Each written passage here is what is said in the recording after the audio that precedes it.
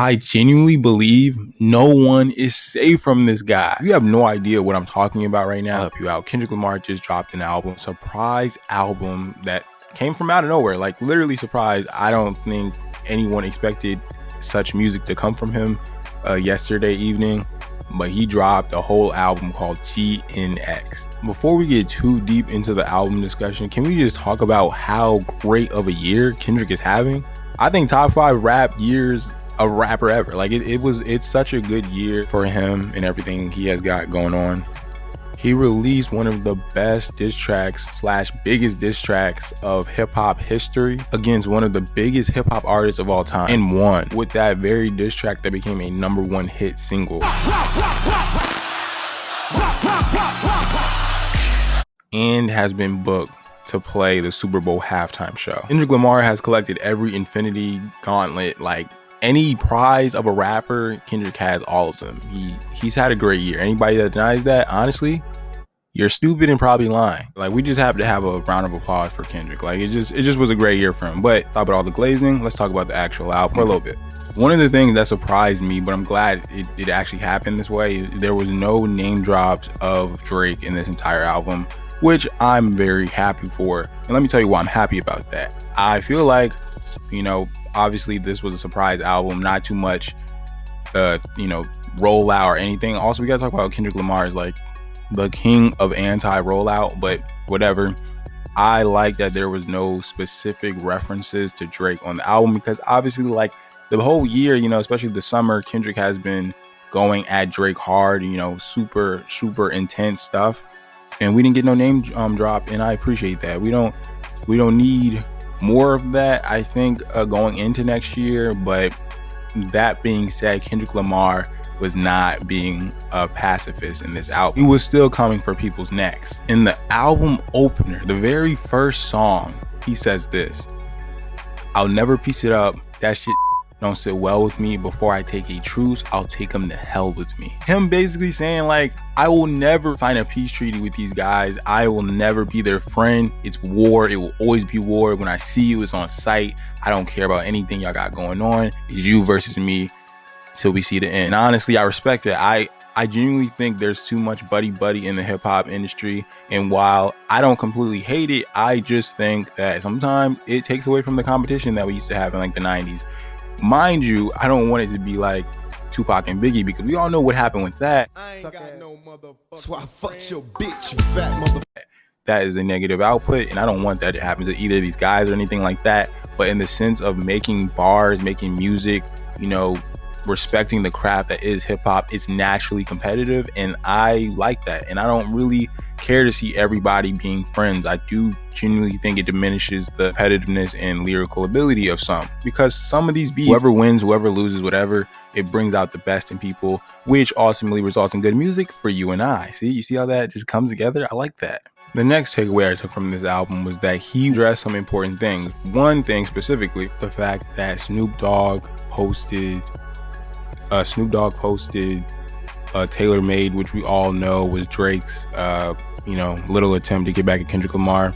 I actually did like that song, but regardless, he obviously impersonates Tupac and Snoop Dogg with AI, and he basically dissed Kendrick Lamar on the entire song. Kendrick addressed how he felt about that. He would say, "Snoop posted Tailor Made. I prayed it was the edibles. I couldn't believe it. It was only right for me to let it go. Snoop, you're not safe. Both from the West Coast, we represent, California, you can't side with Toronto, man, And I don't know if it was fake or not, but Snoop Dogg replied with, "Yeah, it was definitely the edibles, my boy Kendrick." You know what I mean? I find that even more hilarious. And it looks very on Drake, Also, he would go on to address Lil Wayne. And this is something I actually wanted to know how Kendrick felt about the situation. Obviously, a lot of people was pining for Lil Wayne to perform at the Super Bowl because it was in Louisiana, his hometown, this year or next year technically. But Kendrick was offered the spot instead of Lil Wayne. And that led a lot of Lil Wayne fans, hip hop fans, down, because they obviously wanted to see Lil Wayne do it. Lil Wayne never has done it, and Lil Wayne has always been an active football fan, and just it seemed fitting that Lil Wayne would do it. But Kendrick Lamar was offered it, and honestly, I feel like justifiably so. He had one of the biggest years in hip hop, and was coming off a great battle with Drake, so I just felt like it was warranted. He also replied to that notion, that situation. He would say, I used to bump the Carter 3. I held my rolly chain proud. Irony, I think my hard work let Lil Wayne down. Because I just imagine a younger Kendrick Lamar blasting Carter 3, you know, Lollipop, all that. And, you know, thinking one day, hey, maybe I can be big as Lil Wayne one day. You know, I can do what Lil Wayne does, you know, be in that conversation of one of the greatest hip hop artists to ever live. And, you know, fast forward how many years later, the fact that he's killing the game at the top of his craft now is the fact that Lil Wayne couldn't do one of the things that he probably wanted to do for a long time as well. It's super ironic that Kendrick Lamar's success, ironically, Lil Wayne upset, probably because that was one of the things, he was one of the people that inspired him so early on. And he rightfully took the position, because I honestly think a younger Lil Wayne in Kendrick Lamar's spot does the same thing. So whatever. But Lil Wayne also replied to this, said, man, what the F I do? I just be chilling and they still come from my head. Let's not take kindness for weakness. Let this giant sleep. I beg you all. No one really wants destruction, not even me, but I shall destroy if disturbed. On me. Love.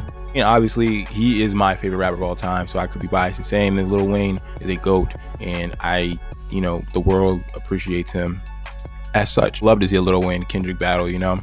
I just genuinely think Kendrick Lamar has a lot of respect for him, and I think Lil Wayne has respect for Kendrick. Kendrick and Lil Wayne rivalry is low-key heating up. I wonder if it will actually go somewhere. Closing up my video or whatever, I think it's a good collection of work. You know, I want to listen to it again completely. Music is subjective, and it takes time to really judge a work of art, you know.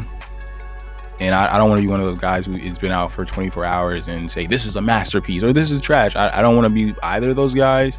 You guys let me know how you felt about the album. But I'm going to listen to it a couple more times and I'm going to see how I feel about it. But on the first listen, I think it's a good album, a good project, super surprising. Not a lot of expectations because no one knew it was coming out. So first listen, and I'm going to listen to it again. But appreciate you guys for making it to the end of the video. I go by Rager University. I'll see y'all whenever I blow next. Peace.